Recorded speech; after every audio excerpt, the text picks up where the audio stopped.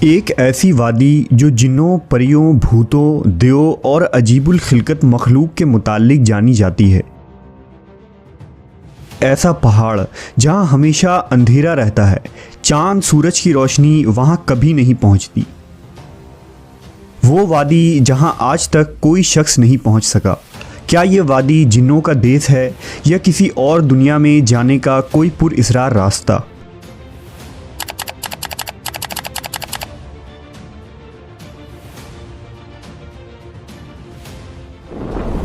کوہ قاف کا نام سامنے آتے ہی کوئی گمشدہ عربی کہانیاں ذہن میں جاگ اٹھتی ہے۔ ایسی کہانیاں جو بادشاہوں کی حسین شہزادیوں سے شروع ہو کر جنوں اور پریوں کے زیر قبضہ ہیبت ناک قلعوں اور طلسم سے جڑی ہوتی ہے۔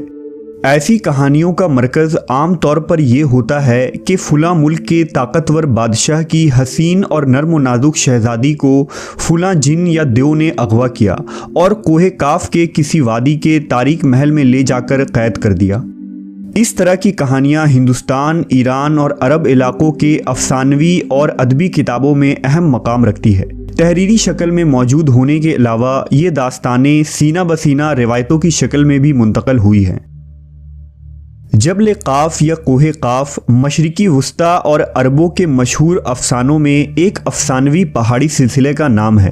اسلامی روایتوں میں کوہ قاف کو جنوں کا وطن کہا جاتا ہے جسے خدا نے چمکتے زمرد سے بنایا ہے، جبکہ ایرانی روایتوں کے مطابق یہ علاقہ شمالی قفقاز کے علاقوں میں تھا، جس علاقے کو انسانوں کے کسی حکومت نے بھی آج تک قبضہ کرنے سے ناکام رہا، کیونکہ قدیم علم نے ان بلند پہاڑی علاقوں کو اسرار میں ڈھانپ رکھا تھا۔ کوہ قاف دراصل ایک طویل پہاڑی سلسلہ ہے۔ یہ زمین کا سب سے دور دراز مقام کہا جاتا ہے، جو داستانوں میں زرتشت کی زمین اور سیمرغ نامی پرندے کی وجہ سے مشہور ہے۔ کہتے ہیں کہ کوہ قاف سبز زمرد پر مشتمل ہے، جس کے عکس نے آسمان کو سبز رنگ عطا کیا ہے۔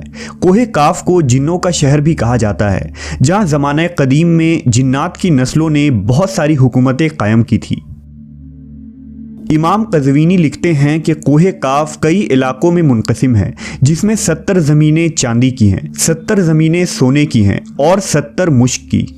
عربی کتابوں کے مطابق قاف پہاڑی سلسلوں میں سب سے اونچا تھا، جو اللہ کی طرف سے زمین کو سہارا دینے کے لیے بنایا گیا تھا، اور اس دنیا میں جتنے بھی پہاڑی سلسلے ہیں، تمام سلسلوں کی شاخیں زیر زمین کوہ قاف سے جڑا ہے۔ اس طرح کوہ قاف جو اس زمین کا سب سے بڑا پہاڑ ہے، تمام پہاڑی سلسلوں کا مرکز ہے۔ زکریا القزوینی نے 13ویں صدی میں عجائب المخلوقات و غرائب الموجودات نامی ایک کتاب لکھی تھی، جس میں انہوں نے کاسمولوجی کے مطابق یہ نظریہ دیا ہے کہ آسمان کو خدا نے تھام رکھا ہے تاکہ وہ زمین پر نہ گر پڑے۔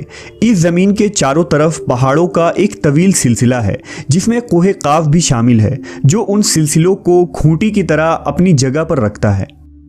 اسی طرح مشہور صوفی بزرگ جلال الدین رومی نے اپنی تحریروں میں کوہ قاف کا ذکر کچھ یوں کیا ہے کہ طاقتور بادشاہ سکندر ذوالقرنین نے آب حیات کی تلاش میں مشرق کا سفر کیا تھا۔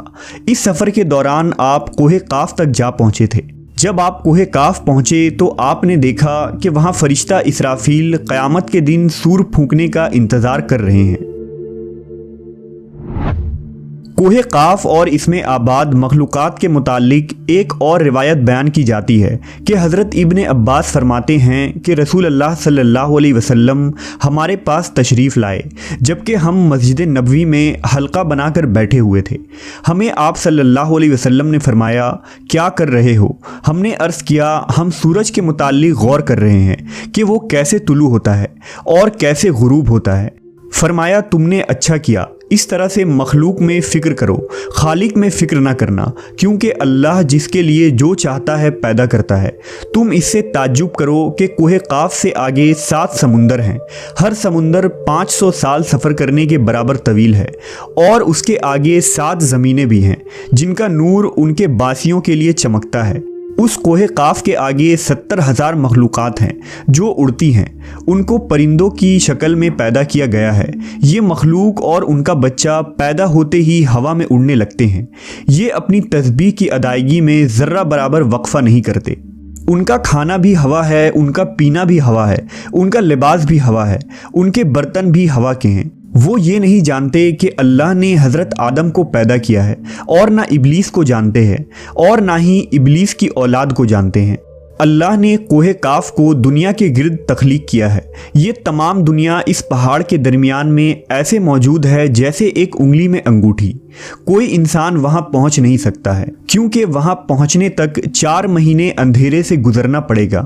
یہ وہ پہاڑ ہے جہاں کوئی سورج نہیں، کوئی چاند نہیں۔ یہاں تک کہ یہ لوگ چاند و سورج کے بارے میں بھی نہیں جانتے کہ اللہ نے چاند اور سورج بھی تخلیق کی ہے۔ جو روشنی ان تک پہنچتی ہے وہ کاف پہاڑ کی روشنی ہے، اور وہاں موجود لوگ جڑی بوٹیاں کھاتے ہیں، اور ان کے بدن پر کوئی کپڑا نہیں ہوتا۔ صحابہ نے پوچھا، یا رسول اللہ، کیا وہ لوگ فرشتے ہیں؟ آپ نے ارشاد فرمایا، نہیں، وہ فرشتے نہیں، لیکن اللہ سے ان کی فرما برداری بالکل فرشتے کی طرح ہے۔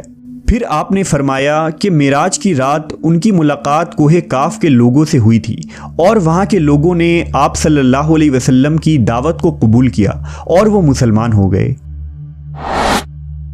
صوفیہ کرام کے نزدیک دراصل کوہ کاف اس زمین میں موجود کوئی پہاڑ نہیں، بلکہ کوہ کاف سے مراد عالم مثال میں واقع وہ پہاڑی سلسلہ ہے جو بذریعہ کشف اولیاء کرام کے مشاہدے میں آتے ہیں، جیسا کہ خواجہ فرید الدین عطار جیسے صوفیہ نے اس تصور کا مشاہدہ کیا ہے۔ طریقت میں کوہ کاف کو شعور کا ایک دائرہ اور مرید کا حد سمجھا جاتا ہے، جسے پا کر بندہ فنا فی اللہ کے درجے تک پہنچ جاتا ہے۔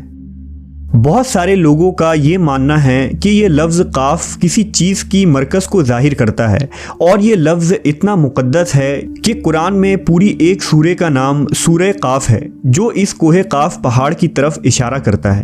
اس سورہ میں اللہ کی وحدانیت، موت اور زندگی کا نظریہ پیش کیا گیا ہے۔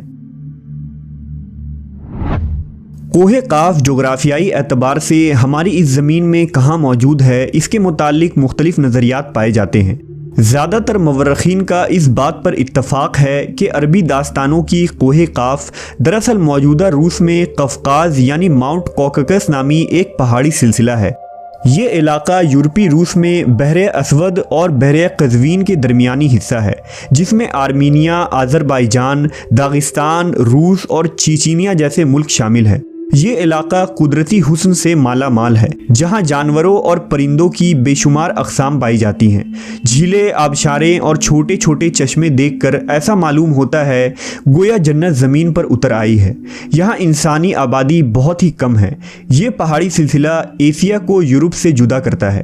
اگر کوہ کاف کو خلائی سیٹلائٹ سے دیکھا جائے تو یہ علاقہ سفید پٹی جیسا نظر آتا ہے، جبکہ بعض محققین کا خیال ہے کہ کوہ کاف انٹارکٹیکا کے ان ویران اور برفیلے علاقے میں موجود ہے جو ہمیشہ بادلوں اور اندھیروں سے ڈھکا ہوتا ہے، جبکہ کچھ لوگ قدیم دور کے اٹلانٹس سٹی کو ہی کوہ کاف قرار دیتے ہیں، جو کسی بڑے عذاب کی وجہ سے تباہ ہو چکا ہے۔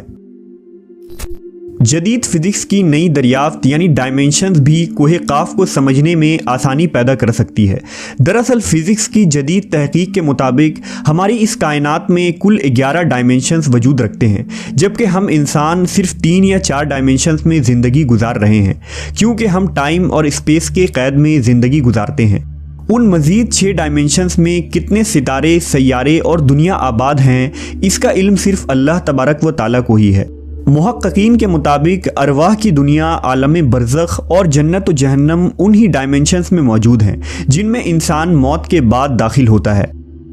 ممکن ہے کہ کوہ کاف بھی انہی 11 ڈائمینشنز میں سے کسی ایک ڈائمینشن میں موجود ہو، جہاں نسل انسانی کا قدم رکھنا ناممکن ہے۔